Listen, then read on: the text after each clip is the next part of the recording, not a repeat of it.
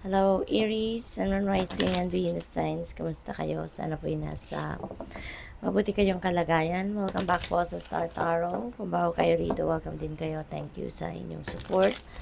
I truly appreciate it. God bless you all, Aries.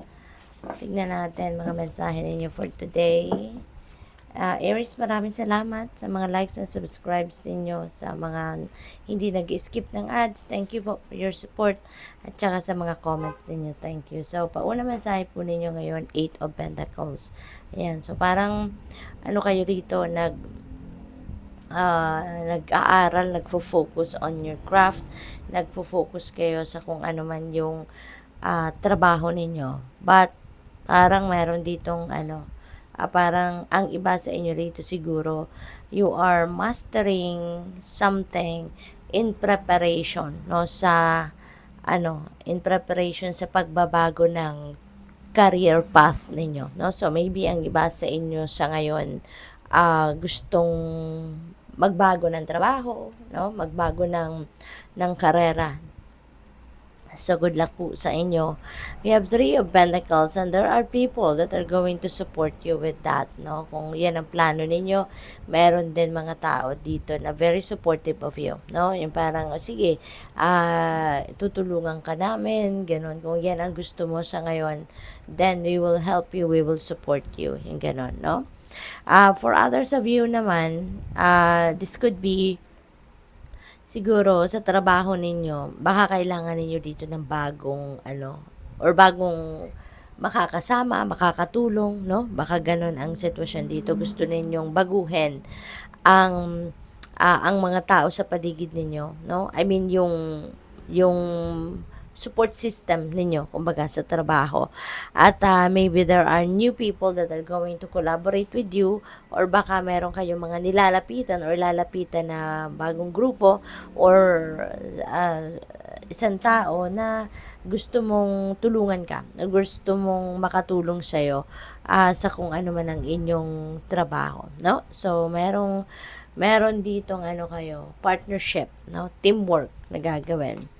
We have King of Cups. Ayan. So, siguro, naghihingi kayo ng advice ngayon, siguro, sage advice, you're seeking for one, and you are going to reach out to someone dito na medyo siguro matured na to. Matured by age or emotionally matured person, no? Yun ang lalapitan ninyo, hihingian ninyo ng tulong. At saka, pwede rin ito, Aries, na ang ganap, no, para sa iyo, siguro you are talking to a water sign, no, Cancer, Scorpio, Pisces, at baka siya yung nag-i-influence din sa iyo in a good way, no? Kasi binibigyan ka nito ng mga tips or binibigyan ka nito ng advice kung ano yung mas magandang gawin, ano yung input, no, na maaaring makakatulong sa inyong mga pagdedesisyon, something like that. The Emperor. Ayan. So, maybe ang iba sa inyo, baka magiging manager na, magiging boss na, supervisor, gano'n, sa opisina ninyo or sa trabaho ninyo, no? At saka makakapag-establish na din siguro kayo rito, lalo-lalo na pagdating sa inyong kaperahan, baka dahil sa promotion din na maaaring makuha ninyo. Baka ito na yung pagmumulan ninyo ng kumbaga financial stability, no? Yung ganun. Si Emperor din, this is also about father archetype, no? So siguro ang iba sa inyo, baka yung lalapitan ninyo dito, nahihingian ninyo ng advice, or mapagkakwentuhan na kung ano man ang mga saloobin ninyo, something like that. Baka yung dad ninyo, yung tatay ninyo, yung papa ninyo, no? So siguro meron kayong mga pag-uusap with him. What else? We have death energy. Napakaganda. New beginning ito no? Merong ending and beginning. Talaga, di ba? Kapag meron nagtatapos, meron magsisimula. So, ganun ang ganap dito sa inyo. Marami kayong mga siguro bagay, sitwasyon or tao na gusto ninyong tanggalin na, no? O putulin na yung connection ninyo. So, maybe gusto na ninyong baguhin ang inyong sitwasyon. Baka baka nagsasawa na kayo, no? So, pwedeng, pwedeng isa rito sa mga dahilan niyan, yung yung trabaho, yung career ninyo. Baka ito yung gusto ninyong baguhin, you know? Kaya siguro kayo nagpe-prepare. Siguro nag-aaral lang iba sa inyo, nag-research, mga ganon, para sa isang bagong karera. Kasi baka pagod na kayo sa ginagawa ninyo dyan, laging yun at yun na lang, yung mga ganon, ano? Or pwede rin na ibang parte ng buhay ninyo, 'di ba? Pwedeng relationship, no? Pwedeng tirahan, baka nasasawa na kayo sa tirahan ninyo or baka pagod na kayo doon sa mga tao sa paligid na ninyo, kaya gusto nyo nang magbago, no? Baka gusto nyo nang mag-relocate, yung mga ganon. What else? We have the hermit. Ayan. So, time for solitude, time for introspection and contemplation, mga ganon, ano? Kailangan ninyo na mapag-isa muna, okay? Mapag-isa muna para mas makapag-isip kayo ng mabuti, mas makapag-desisyon kayo ng mabuti. Kung ano man ang mga bagay na dapat ninyong pag-desisyonan, okay?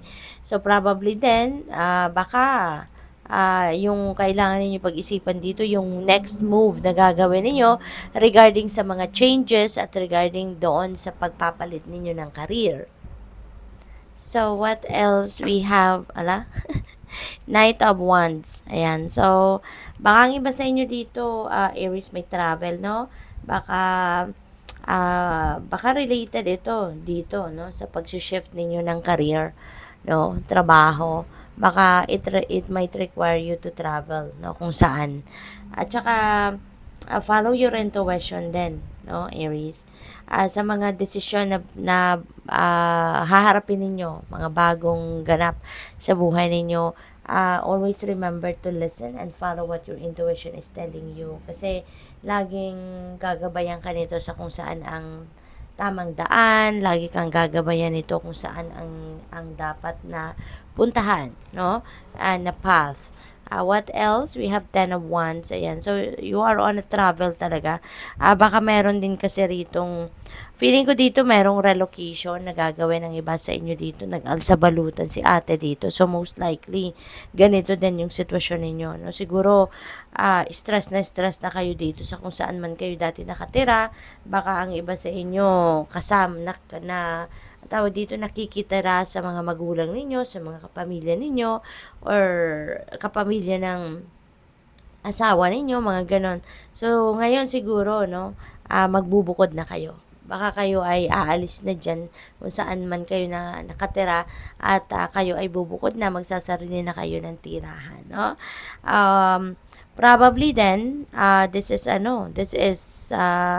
overload, no? Baka overload na to sa inyong trabaho, baka sobra-sobra ng hirap, no? Pagtitiis na ginagawa ninyo sa inyong trabaho, pero time has come na talagang mapapagod kayo at hindi nyo na to kakayanin. Kaya maaring, for some of you, ganito din ang sitwasyon. Baka dahil dyan sa trabahong yan, talagang aalis na kayo dahil baka sobra-sobra na to. Alam mo yun, yung hindi na nga siguro kayo nagkakaroon ng oras para sa sarili ninyo dahil sa sobrang trabaho na binibigay sa inyo, no? Overload na ng task. Kaya siguro, aalis na kayo. Kaya siguro ang iba sa inyo, no, baka yun ang nag-aaral kayo, naghahanda kayo para sa bago ninyong career or bago ninyong trabahong papasukan, no? So, marami kayong bit-bit na kaalaman. So, good luck sa iyo. We have Two of Swords. Ayan. So, siguro, ito yung desisyon, no? Kaya meron kayong hermit energy para kailangan ninyong mag-isip dito ng mabuti. Huwag kayong tatalon agad, no, sa conclusion at sa desisyon na hindi ninyo pinag-isipan mabuti, hindi ninyo pinag-aralan mabuti para, alam mo yun, yung bang hindi kayo magsisi in the end, no? Kaya kailangan na magnilay-nilay kayo, right? Four of Swords, ayan. So, feeling ko talaga, ang iba sa inyo rito, gusto niyo nang baguhin ang inyong sitwasyon, lalo-lalo na pagdating sa trabaho or career ninyo, kasi maybe you are stressed out na physically and mentally, no? Or emotionally.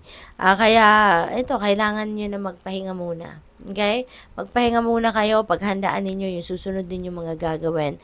So that, dapat kasi healthy kayo, physically, mentally, and emotionally, fit and ready and healthy para sa kung ano man ang susunod din yung gagawin. Saan man kayo papunta, handa kayo, no? Nakahanda ang lahat sa'yo. Kaya pahinga ka muna, okay? Tama yan na ano muna kayo, mag-spend time alone muna kayo para makapag-rest yung katawan ninyo, pati na rin yung inyong isipan. Okay? So, good luck sa'yo. Thank you for watching. Love and light. Namaste.